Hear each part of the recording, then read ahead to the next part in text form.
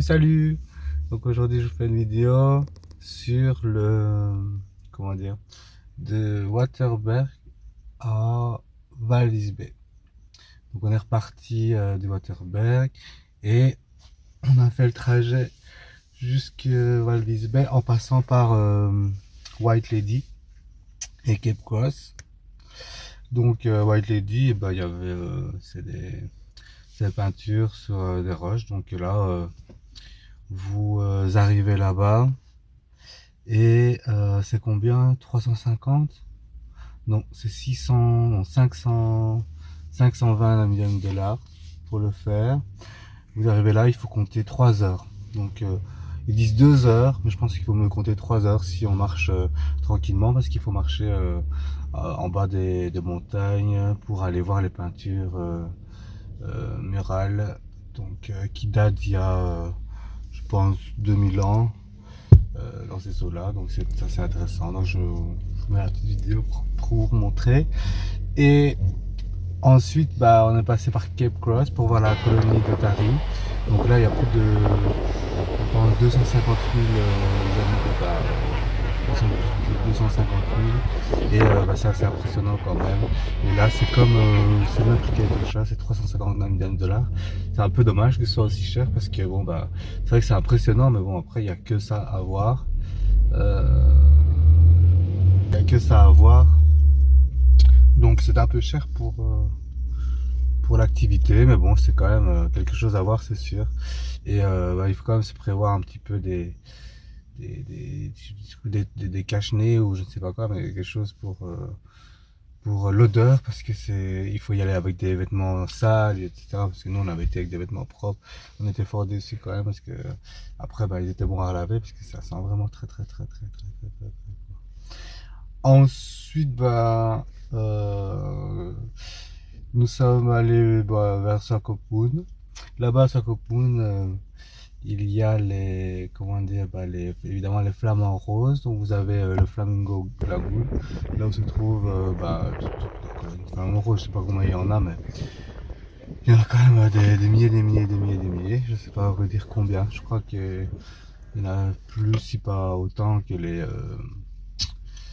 otaries à Cape Cross. Plus, c'est sûr qu'il y en a plus. Ce qu'on a pu faire aussi, c'est aller monter sur les dunes. Une en particulier, là où je vous mets aussi le petit nom. Et ça, c'est sympa parce que on peut voir évidemment tout le paysage vu d'en haut. Et pour y accéder, il vaut mieux avoir un petit 4x4 puisqu'on avait plusieurs voitures s'enliser. Malheureusement pour eux, mais bon, ils ont pu s'en sortir à l'aide d'autres automobilistes. Il y a aussi une autre dune où vous pouvez aller, bon, soi-disant c'est 380 mètres, mais quand on est arrivé, on n'avait pas trop cette impression, parce que comparé à la Tour Eiffel nous paraissait bien plus grande que ça. Maintenant, peut-être qu'on se trompe, mais en tous les cas, nous, ça nous a pas paru si grand. Je pense que ça va faire 200 mètres, voilà, sans plus. Et encore, je ne sais pas. Et comment dire, là aussi il faut payer, c'est assez étonnant aussi, il faut payer 300 ou 350, voilà. Donc nous on n'a pas été parce que payer pour monter sur une dune, c'était pas trop notre vision de la découverte de la chose, quoi. Enfin, je sais pas, c'est un peu bizarre d'avoir payé pour monter sur une dune, quoi. Voilà, ça coupe, vous avez la possibilité aussi de vous balader. Il y a une petite balade au bord de la mer, donc ça c'est sympa.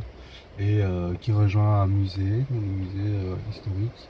Et le phare. Là-bas, vous pouvez aussi manger, pardon. Vous pouvez boire un verre, vous pouvez flâner, comme on dit. Il y a une plage aussi, si vous voulez un peu bronzer.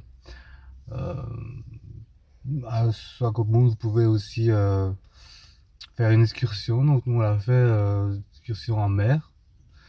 Donc là, il y en a plusieurs, hein, il y a plusieurs types d'excursions. Nous on a fait l'excursion des Big Five de la mer, voilà.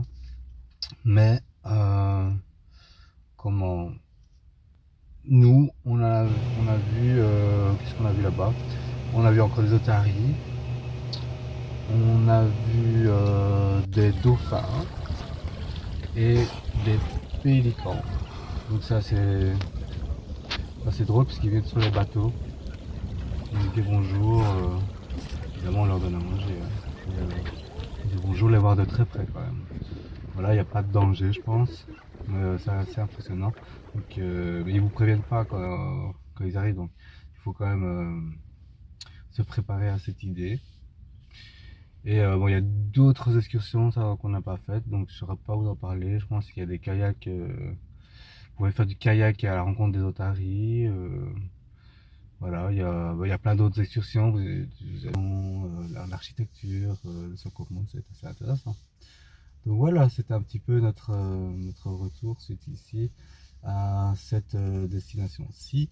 Et là, bah, nous allons nous rediriger maintenant plus vers le centre de la Namibie. Là, on va retrouver un petit peu de chaleur parce qu'ici, bah, en hiver, il fait quand même un peu frais. Et ça nous fait plaisir d'être maintenant, d'aller vers l'intérieur des terres et comment dire, de se réchauffer un petit peu et d'avoir un peu moins de... Voilà, à bientôt.